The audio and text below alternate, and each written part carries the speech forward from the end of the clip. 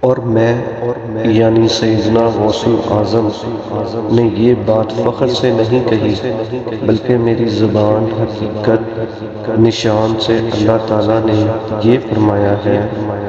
میں نے یہ بات فخر سے نہیں کہی، بلکہ اللہ تعالیٰ کی طرف سے مجھے حکم ہوا تاکہ تم یعنی اولیاء کرام میری طریقت سے واقف ہو سکو۔ بیان الاسرار صفحہ 7۔ من جانب شعبہ نشر و اشاعت دربار قادریہ فاضلیہ بٹالہ شریف، فاضلیہ کالونی، فیروز پور روڈ، لاہور۔